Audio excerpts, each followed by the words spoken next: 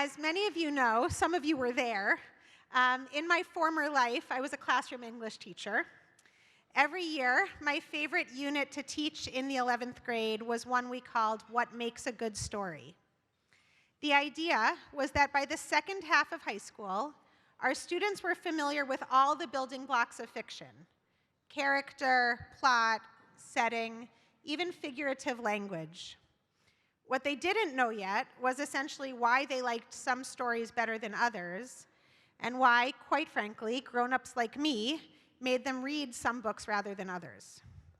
We broke it down with the help of Andrew Stanton, one of the founders of Pixar, who has a TED Talk about the clues to a great story. He describes his first movie-going experience as a young child, seeing Bambi in the theaters, and says, and this is a quote, "I walked out of there wide-eyed with wonder, and that's what I think the magic ingredient is. The secret sauce is, can you invoke wonder? Wonder is honest, it's completely innocent. It can't be artificially evoked. For me, there's no greater ability than the gift of another human being giving you that feeling, to hold them still just for a brief moment in their day and have them surrender to wonder. When it's tapped, the affirmation of being alive, it reaches you almost to a cellular level." Wonder is an experience of common humanity that connects us to each other and to the world around us. It's part of why encountering stories, art, or the natural world are experiences that open our hearts and build empathy between us. But it is also part and parcel of the pure pleasure of raising young children. My husband Hillel, who's sitting right up here, always tells a story about our son Eli when he was a baby. At that point in our lives, we lived in Jamaica Plain, and the 39 bus ran past our corner every 7 to 10 minutes. To Hillel and me, the 39 bus was essentially background noise. But to Eli, every chance to spot that bus was an opportunity for wonder. Every time we happened to cross paths with it, he broke out into a huge grin and raised his fist in triumph. The wonder and joy there was multi-layered. Oh, look, there he is. He still looks basically exactly like that, but he's 10. Eli experienced wonder when he saw the bus. As his parents, we experienced wonder and joy as we witnessed our baby, who did not yet even have any language, understand, interact with, and find pleasure in the world around him. And even better, looking at the world through Eli's eyes allowed us to find wonder in new places that until then had been mundane or even invisible. I mean, public transportation, it's amazing. Because the JCC has the honor and the responsibility of caring for and educating our youngest learners, we get to both create and reap the benefit of that multi-layered parfait of wonder every day. This year, I have collected so many stories of that joy, and I want to share just a few. In September, you actually saw pictures of this in the video. Our Welcome Baby and PJ Library teams hosted a Rosh Hashanah celebration on the West Lawn. I don't need to tell you how lucky we are to partner with our friends at the Grinspoon Foundation, who are here tonight, and to host PJ Library, which is best in class at meeting young families where they are, and very gently, with incredible skill and tremendously good content, bringing them into community.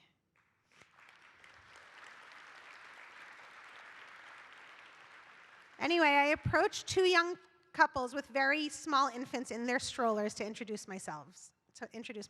Our ELC directors who are here tonight will tell you how much I love babies, and if there's any chance that somebody's going to let me hold their baby, I'm going to go talk to them. Sometimes I just go down to room B and hold Jeremy for a little while. Anyway, I asked these couples what had brought them to our program. Oh, they said, we just met at a PJ Library stroller walk in Sharon a few weeks ago. We didn't know each other before, and we had just moved to the neighborhood. Our babies are the same age, so we took each other's numbers and decided to come here together today. That is literally the whole point. Here's another one. A few weeks ago, I went to visit our friends at the Hingham ELC, Early Learning Center. Oh yeah, this is good. For their Friday morning Shabbat program. Each of our schools has its own traditions and rituals, and one of Hingham's special traditions is the Shabbat shark, a giant inflatable shark costume which over time has evolved into being like the show The Masked Singer. Inside the costume each week is someone's special adult in disguise. When it's time, the entire school, toddlers, preschoolers, and teachers start singing, Shabbat Shark, do-do-do-do-do, Shabbat Shark. And one of the school leaders, by hand, leads the costume shark out into the sanctuary. The whole school sings and dances, and then they wait with bated breath as Jamie or Brittany, one of the teachers, unzips the costume to reveal whose mom, dad, grandma, aunt, or special friend is inside. That child screams in delight, hugs their grown-up, and the whole school cheers. That is wonder. Stories like that happen every single day as part of the JCC, whether or not I'm there to see them. So many of you have experienced them yourselves. When we write the story of our children's and families' lives at JCC Greater Boston, they are stories permeated by wonder. Wonder for our kids as they encounter the world, for the families growing their Jewish joy together, and for all of us who care about building thriving communities and who understand how precious that act of creation is. Indeed, creating the conditions in which children and their families feel safe enough, cared for enough, seen enough to engage with the world through a lens of curiosity and with a spirit of inquiry is actually something the world desperately needs. In the book of Genesis, the universe before creation is described as tohu vavohu. It's up there, which is translated in all sorts of interesting ways, but here we're going to go with unformed and void. The medieval commentator Rashi tells us that the world in the beginning is described in this way. I'll tell you why in just a minute. Because tohu signifies wonder and astonishment. That is, a person would be awed and astonished by its emptiness. I love that idea, that the magnitude of the emptiness at the very beginning is so great that the only word to describe it is one that evokes wonder and astonishment. That is to say that wonder precedes creation. Tonight, I want us to consider the opportunity to think of wonder as both a noun, the thing we experience when something is fresh, unexpected, or awesome, which is to say the way so many children and families experience JCC programs, and as a verb, an act of curiosity and creativity that we must foster in the next generation in order to build a better, more just, and more caring world. So, how will we do it? Wondering fundamentally requires us to ask good questions. Wondering allows us to understand what's in front of us better by asking, what is this thing I am looking at, and how did it come to be? It invites us to investigate other points of view and ways of thinking. Whose voices haven't I heard yet? How else could we think about this problem? What would Mara say? Wondering also allows us to imagine forward. How could we make this better? Who else could we include? How could we live into our values more deeply? When we wonder, we invite expansiveness of thinking into our lives and let ourselves be surprised by how vast the possibilities can be. We give voice to our hopes and dreams and ask the questions that help pave the way toward achieving them.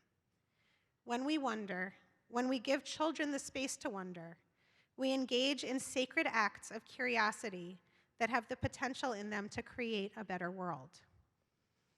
It will come as no surprise that this has been a year of wonder for me personally. Becoming part of the JCC family has offered me the chance to encounter new ideas, new experiences, and a lot of new people who have already become dear to me. This has been a year in which I, kind of like our preschoolers, have been given permission to ask questions, to learn, to create, and to grow. I cannot overstate the pleasure and joy of that process or the deep well of gratitude I have to all of you for being a part of it. I do need to take this moment to call out a few particular thank yous. The first one is easy, to my family who are sitting right here, Hillel, our kids Eli and Addie, and all 4 of our parents who are all here tonight, who are the best cheering squad / child care team there is. Yeah, we can applaud them. I like them too. The second, sitting right behind them, is to the remarkable search committee chaired by Neil Wallach and Lori Sidman, who enabled me to begin seeing myself in the JCC and for the JCC to begin seeing itself in me. I'm so honored that so many members of that committee are here with us tonight. Thank you. The third is to someone you knew well, Mark Sokol. He is my friend and mentor. I have a lot to say about Mark and about the wisdom and generosity that has guided his side of this transition. I'll spare you, and instead I think we should all wave to Mark. We should all say thank you to Mark. And I'm going to say how much I have learned from you this year and what an honor it is to follow in your footsteps. Yes, applaud for Mark. Finally, last year, Mark stood at this podium, but outside, and roared about how tremendous the JCC staff is. He's right. Our collective process of learning, relationship building, and creation this year has been a gift. I'm so thankful to all of you. Thank you.